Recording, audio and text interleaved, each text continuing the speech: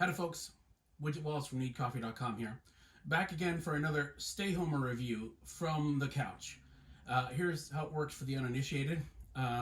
Back in the days before the apocalypse, in roughly 1811, I would go to the cinema, see a film, which is what you did. Kids ask your parents.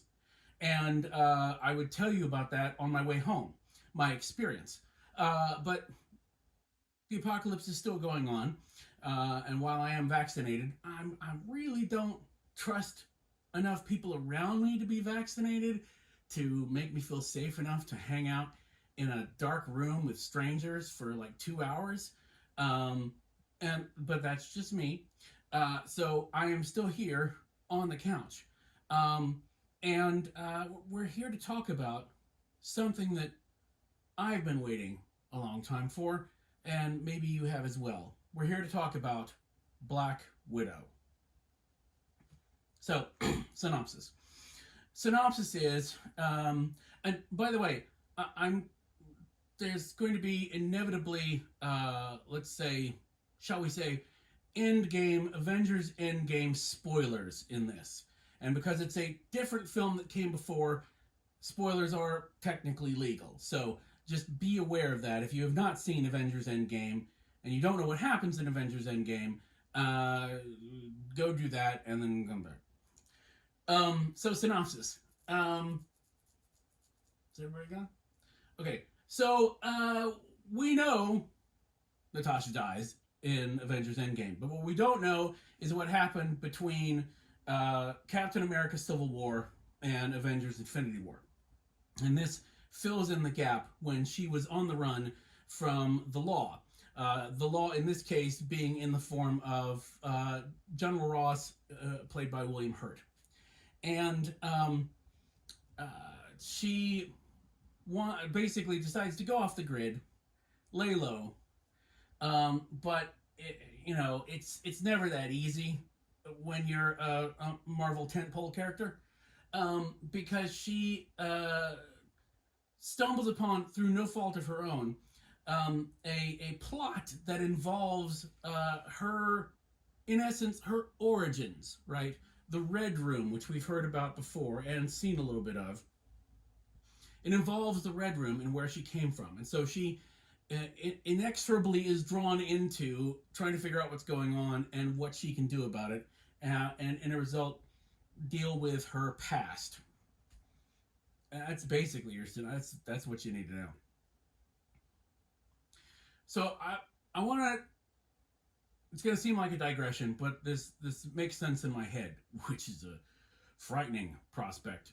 Anyway, so there was a series in comics called The Ultimates back when I was reading comics regularly, and it was a reworking of Avengers, and it was a version of Avengers that I actually cared about, because every time I went to the original Avengers, I didn't know who any of those people were. I didn't know what they were doing, and I didn't care to find out. It bored me.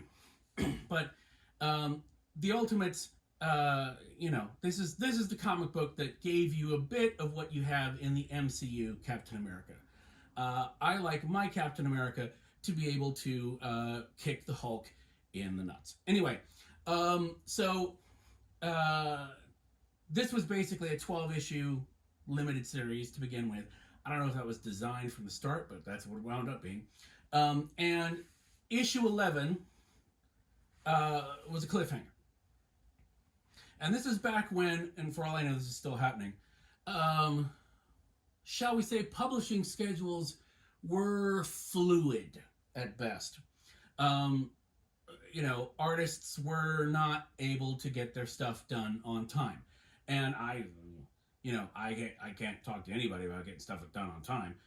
But I do know that it was at least, might have been more, but it was at least 6 months between issue 11 and issue 12. And when issue 12 came out and the resolution of the cliffhanger was shown, it was a huge letdown. And it was a huge letdown, I realized, because the cliffhanger and its resolution were designed for a 30-day span, right? Usual monthly comic book release schedule, right? So if you'd been waiting 30 days for that resolution, it might have been okay. You know, it might not have been stupendous, but it would have been okay. But the fact that we had waited so long for it, and it was just a 30-day resolution, level resolution, colored the end of the series, and it was a sort of disappointing end. So I thought about that when I was thinking about this film, because this film has been delayed and delayed thanks to the apocalypse, and I wanted to, because I try to tell you where I'm coming from and what the basis is, my basis for where my opinion and this blah is coming from.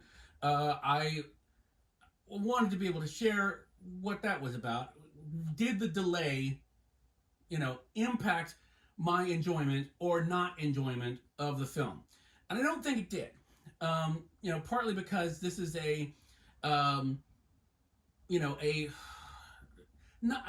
it a prequel? I think it's a midquel. Takes place in between an in-between. I don't know. It's one of those. And so there wasn't anything, there was nothing we weren't waiting on anything with this. We knew certain characters were going to be introduced and hopefully hang around, maybe. But we kind of know what Natasha's end is. This is just finally her solo adventure. And so I don't think that impacted it. But first, let me talk about the stuff that I really liked.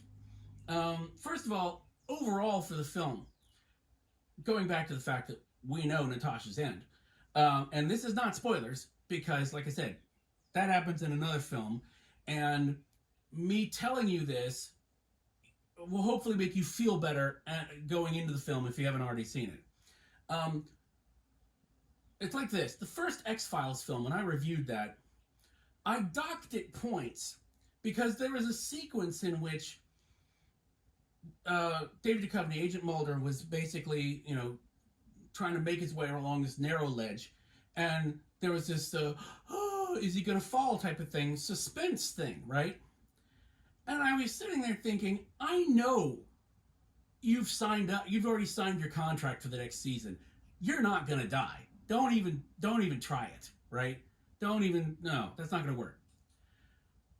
I didn't feel like at any point the filmmakers were trying to use what's going to happen to Natasha type of thing in here, because, we know, right? So none of that fake suspense thing happening, which was good. Now, and then the thing becomes, well, what are the stakes? And, are there stakes, or is it just, are we just on a ride, basically? And there's stakes. And you do that by basically putting, if she's the known quantity, you have the characters around the known quantity that you can play with as to, well, is everybody going to get out of this or not? And so I thought they did a really good job of that, and at no point was I taken out of the film by my knowledge of what was coming, So there's that. That's a good thing, and I don't think that's a spoiler. Hopefully that gives you a warm feeling in your heart. The other great thing about this, it's a Black Widow movie. Many people have been waiting for this. I've been waiting for this because Scarlett Johansson is so great as Natasha.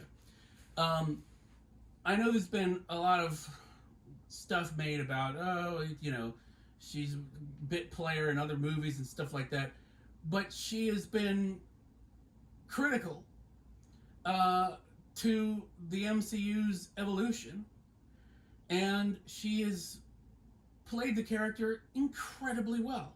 And can I just say, I don't know how many times in cinema you get to play a character with an arc, across multiple entries, and it ends. So the story ends.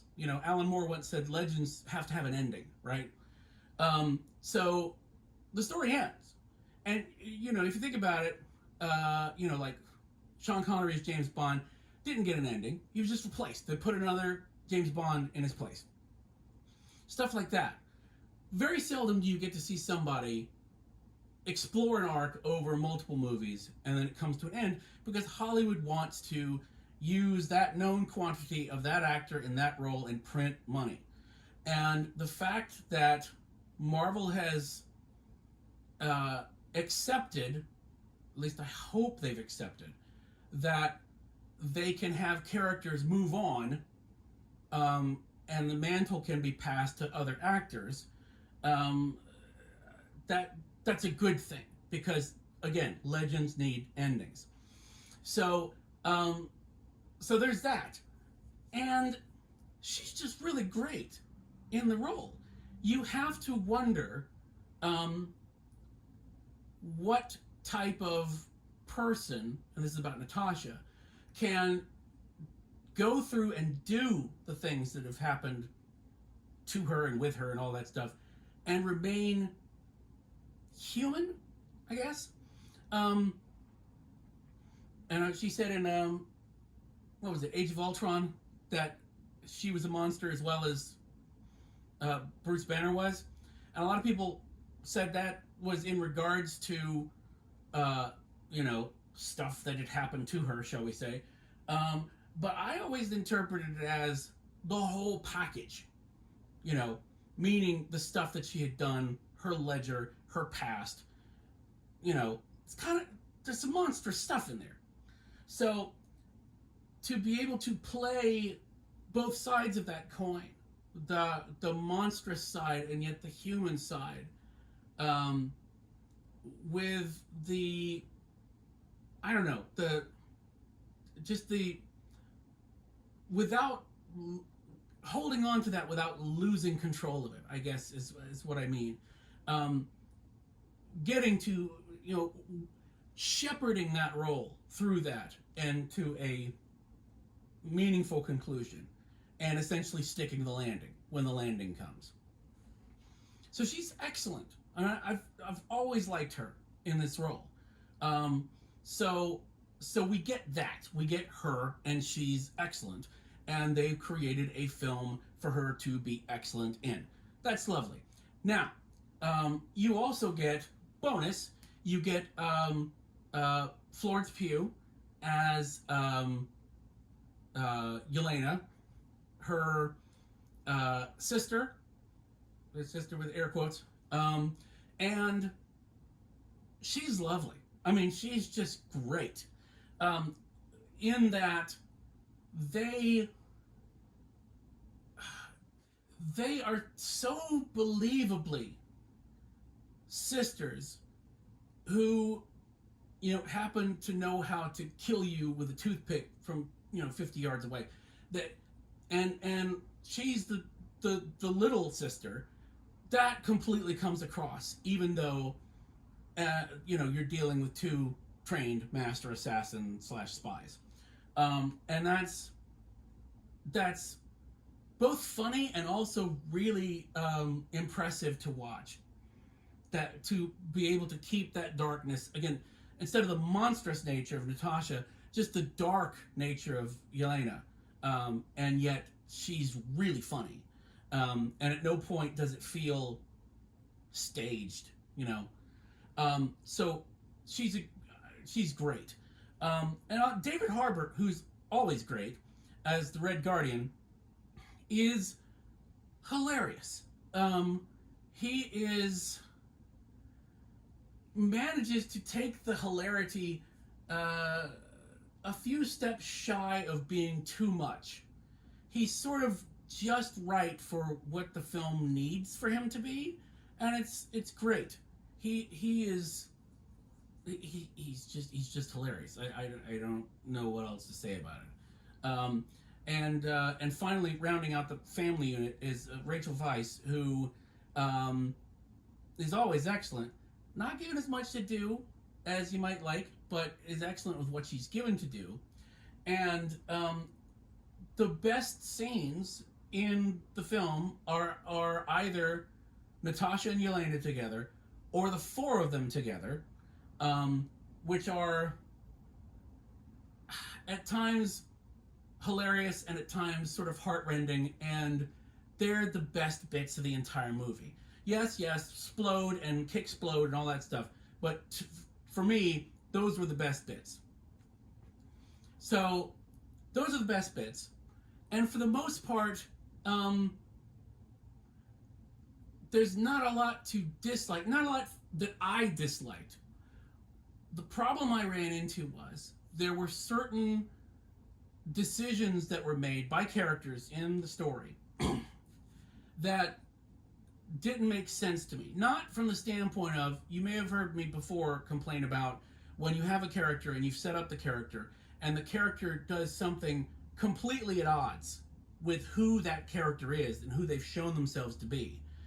And they do it because the writers need something to happen for plot. And they basically have taken a crowbar and bent that character this direction, because there's no other way to get the character to do something like that other than to just, artificially twist them in the wrong direction. That's not what happened here. For the most part. One decision didn't make any sense, but that wasn't along the same lines as this. What I'm saying is, I can see this decision happening for this character, but I didn't see, it felt like it was rushed, which is weird for a 2-hour, 15-minute film. But it wasn't crowbarred, it was just, they didn't show their work, I guess is, enough for me to understand how we got from there to there. It still made sense that we've got from there to there, I just don't know how we did it. So, there's little things like that I didn't get. Now, I will say, it didn't take me out of the film. I wasn't sitting there going, what? I was engaged and I was rolling along with it. So that's good. It's just one of those things that, again, on the way home, you think, wait a minute, why? So there's that to contend with. So, should you see it? I mean, yes, you should see it. If you... Again, the question is where to see it. First of all, where do you feel safe seeing it? That's number one. Feel safe and comfortable wherever you want to see it, and let that be your guide to begin with. But if you are following the MCU, you should definitely see it. If you're a fan of the character, if you're a fan of Scarlett Johansson, you should definitely see it. If you want more female-led and female-directed action movies, you should definitely see it.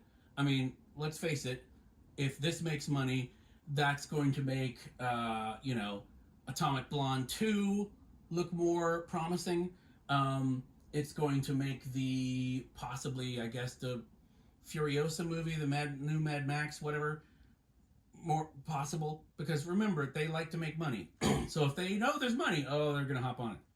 So if you, want more of this kind of thing, support this kind of thing. But I, of course, watched it at home. This is my first experience with Premiere Access. I personally love it. Would I have loved to see this in a theater with people on an IMAX screen? Absolutely. Do I think it's worth doing that with? Absolutely. After the apocalypse is over, will I probably go do that? Absolutely. However, basically, for me to have paid for myself and, someone else who would run the camera to go and see the film, and then that would basically be the $30 I would have paid here.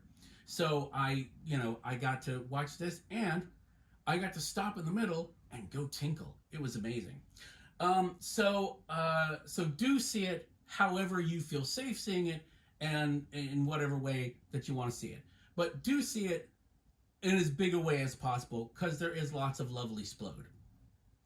Cup-wise, I think I would lean towards, if I had been taken out of the film, I would have given it like a 3.5 cups out of 5. But the fact that I was engaged enough with the characters to ride over those bumps helped. So I think it's a definite solid 4 out of 5 cups. It's not the best solo outing from the MCU, but it's pretty great, and it is a worthy kind of spy action, over the top thriller that has very